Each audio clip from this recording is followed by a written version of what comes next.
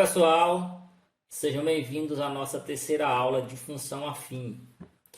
Na aula de hoje nós entenderemos o que são os coeficientes angular e linear de uma reta. Se recordem que em nossa primeira aula nós vimos que a representação gráfica de uma função afim é justamente uma reta.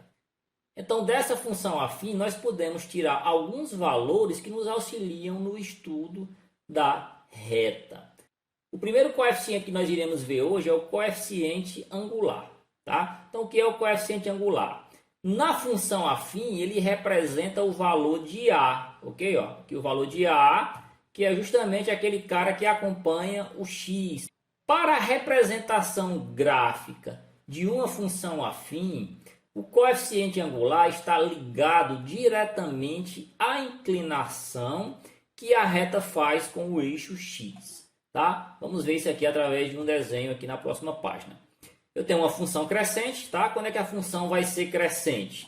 Quando eu tenho a minha reta aumentando os valores da esquerda para a direita. Tá? Eu sempre faço a leitura do gráfico da esquerda para a direita. Então, da esquerda para a direita, os valores estão aumentando. Eu falo dos valores de y. Tá? Observem que o gráfico está subindo aqui. Outra característica que é inerente a uma função crescente é o ângulo que a reta faz com o eixo x. Tá?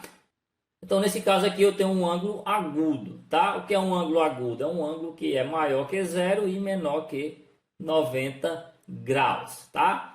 Então, todas essas características que eu acabei de citar para vocês, pessoal, ocorrem quando o coeficiente angular for maior que zero. Então, quando vier uma função afim que o termo de x for maior que zero, ou seja, o coeficiente angular for maior que zero, você tem uma função crescente, tá? O gráfico aqui ele aumenta os valores para a direita, tá? Os valores de y, e o ângulo que esse gráfico forma com o eixo x, ele é um ângulo agudo, né? Menor que 90 graus. Eu tenho também, no caso, a função decrescente, que é justamente o contrário dessa anterior. Na função decrescente, tá? Eu tenho aqui um exemplo, meus valores de y, ao andar para a direita, eles vão diminuindo. Tá? O ângulo que ele forma com o eixo x é um ângulo obtuso, ou seja, é um ângulo que é maior que 90 graus e menor que 180 graus. Tá, turma? E nesse caso aqui, o meu coeficiente angular, que é representado por A, ele vai ser menor que zero.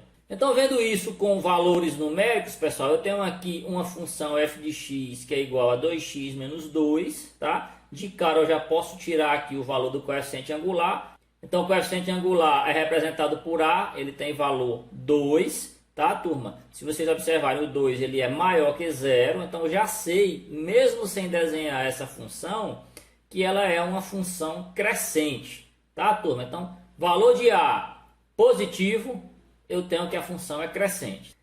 Fazendo aqui a representação gráfica dela, eu tenho aqui meu plano cartesiano, tem uma reta que representa essa função, e observem que da esquerda para a direita os valores de y estão aumentando. Eu tenho alfa, que é um ângulo agudo, ou seja, o ângulo entre a reta e o eixo x ele é menor que 90 graus, tá, turma? Então, isso tudo me caracteriza uma função crescente. Ok, turma?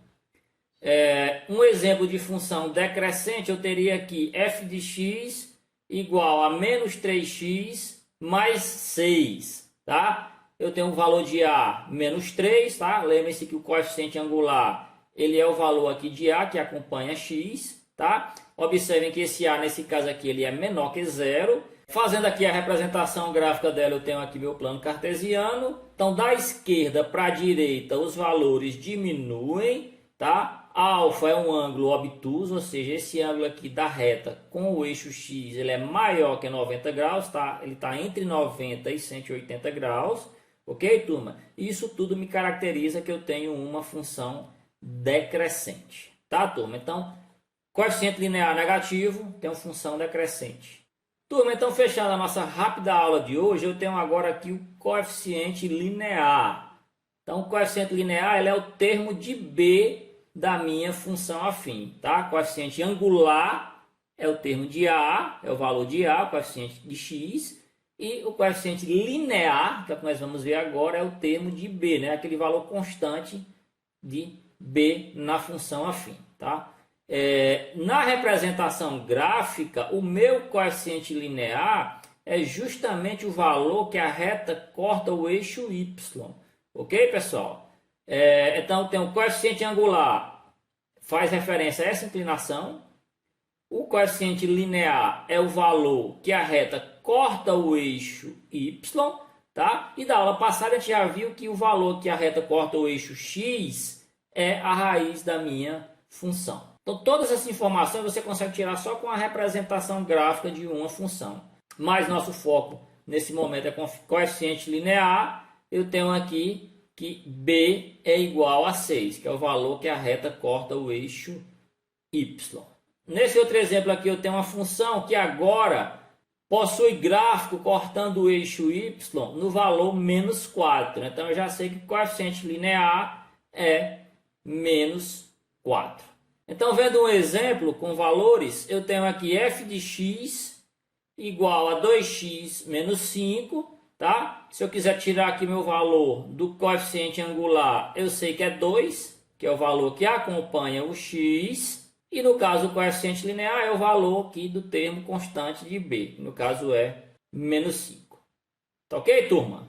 Essa foi a aula de hoje. Eu espero que vocês tenham gostado e até a próxima.